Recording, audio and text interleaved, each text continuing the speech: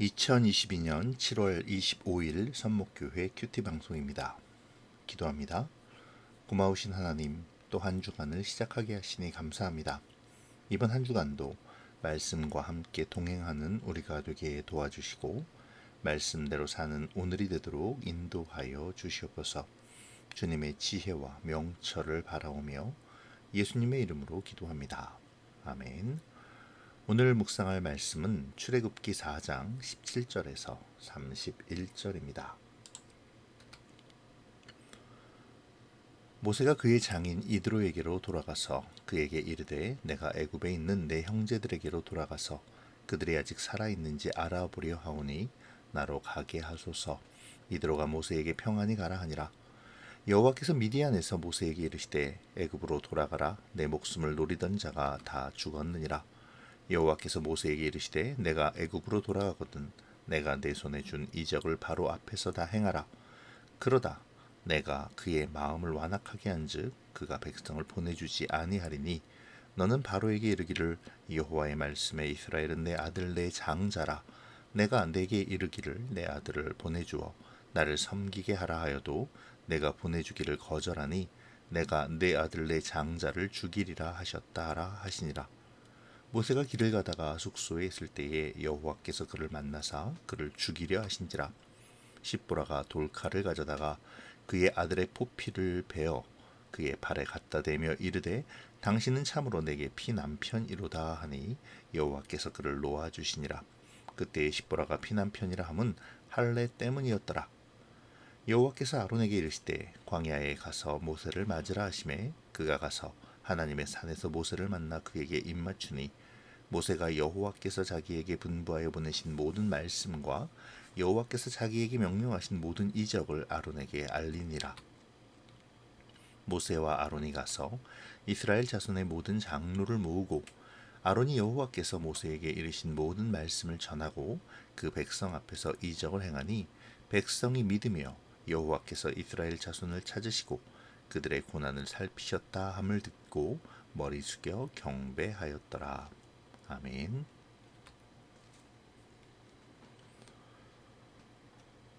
모세는 광야 생활을 마치고 다시 애굽으로 돌아가려 합니다. 장인 이드로에게 형제들에게 돌아가고자 함을 고하죠. 그리고 이드로는 흔쾌히 그것을 허락합니다. 그리고 여호와께서는 모세에게 다시금 재촉하여 말씀하시죠. 너의 목숨을 노리는 자가 다 죽었다고 말이죠. 그렇게 모세의 두려움을 없애주십니다. 애굽으로 돌아가는 모세는 하나님의 지팡이를 손에 잡습니다.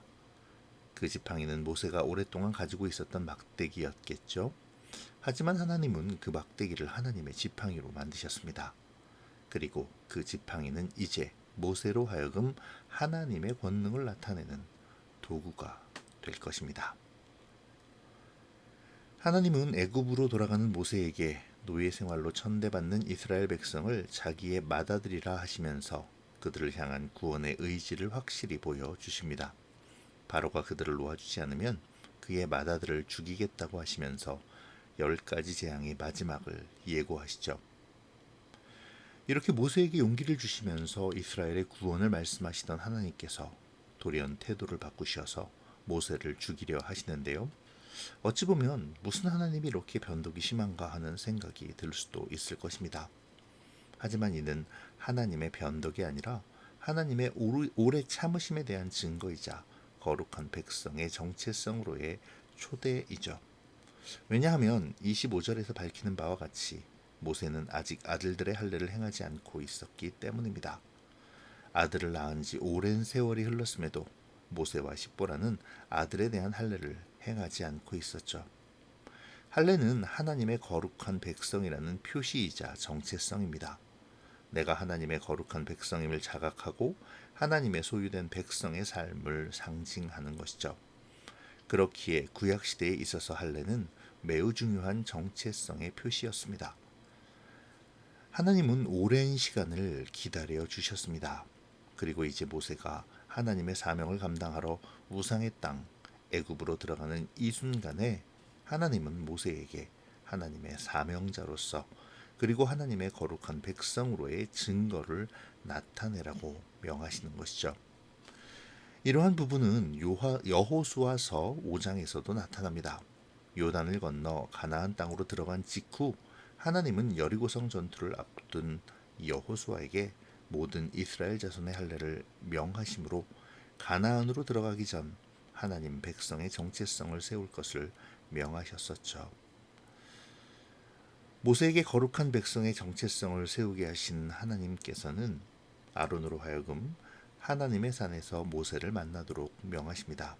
그리고 모세로부터 하나님께서 모세에게 하신 모든 말씀과 모든 이적을 듣게 하시죠. 그리고 모세와 아론을 통해 이스라엘 자손의 모든 장로들에게 말씀을 전하십니다. 또 이적을 보이시죠. 그렇게 하심으로 백성들이 믿고 하나님을 경배하도록 하십니다.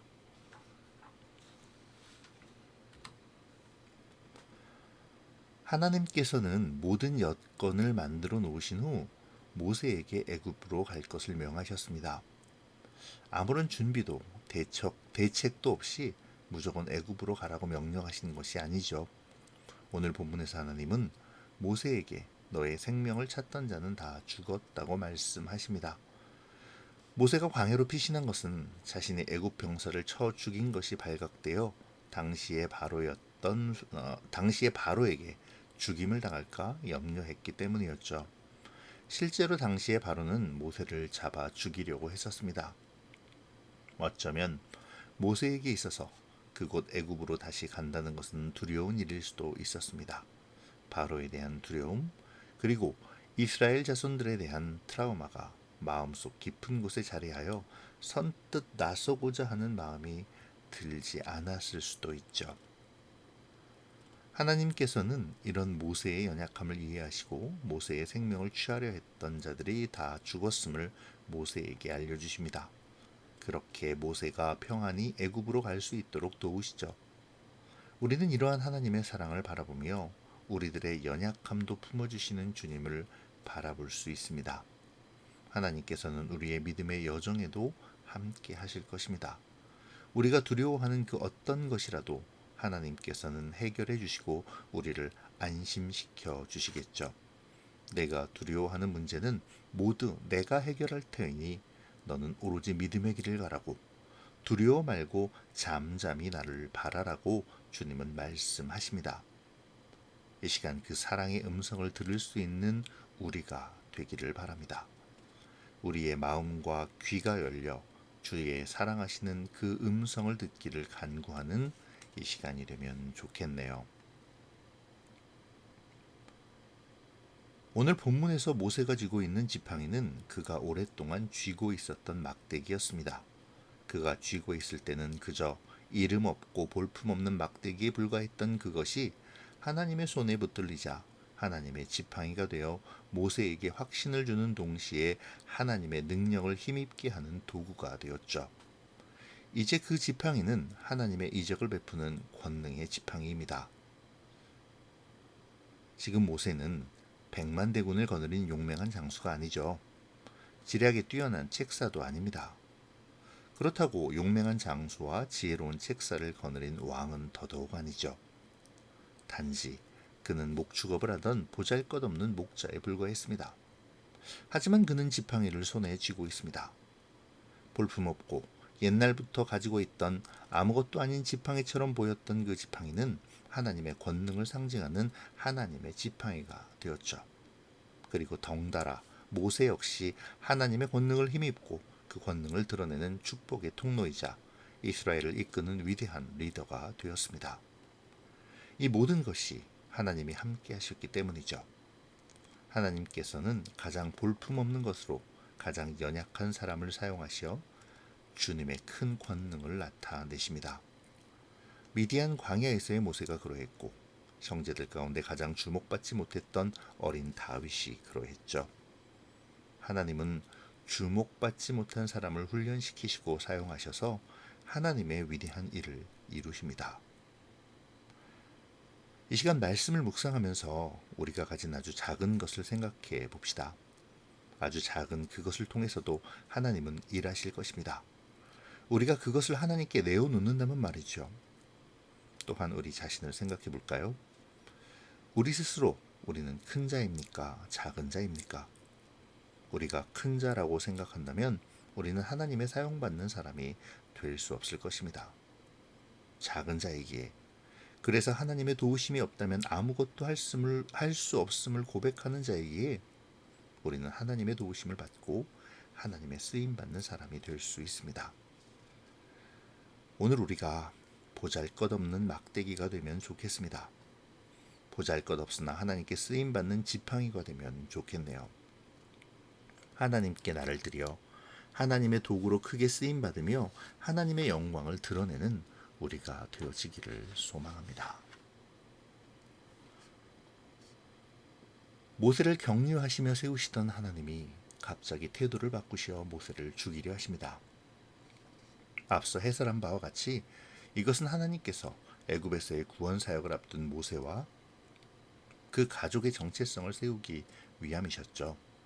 우상의 나라 애굽에서 하나님을 보이며 하나님 백성의 정체성을 세워야 할 모세에게 그 자신과 가족의 하나님의 거룩한 백성으로서의 정체성은 매우 중요한 것이었습니다. 그렇기에 할례를 통해 미디안에서 살았던 모든 것을 버리고 오직 하나님의 백성으로의 자각과 마음가짐을 가질 것을 요구하시는 것이죠. 이 시간 말씀을 적용하며 오늘 우리를 돌아보아야겠습니다. 우리는 하나님의 거룩한 백성으로서의 정체성을 얼마나 세워가고 있습니까? 혹시 십보라처럼 차일피일 미루며 세상과 타협하며 살아가고 있지는 않습니까? 당시의 애국과도 같은 또 여호수아 시대의 가나안과 같은 음란하고 패역한 우상 숭배의 시대에 우리는 살아가고 있습니다. 그리고 하나님께서는 그때의 모세와 여호수아에게 요구하신 것처럼 우리에게도 영적인 할례, 곧 하나님의 거룩한 백성의 정체성을 세우고 세상의 가치관과 맞서라고 말씀을 통해 도전하고 계시죠. 이 시간 우리의 묵상이 하나님의 이 명령과 요구에 응답하는 묵상이 되어지기를 소망합니다. 기도로 마치겠습니다. 고마우신 하나님, 오늘도 말씀을 주시니 감사합니다.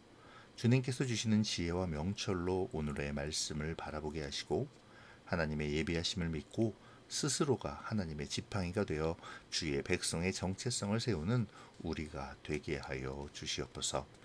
오늘도 주님의 말씀으로 주님과 동행하는 하루가 되도록 붙잡아 주시기를 소원하오며 예수님의 이름으로 기도합니다. 아멘.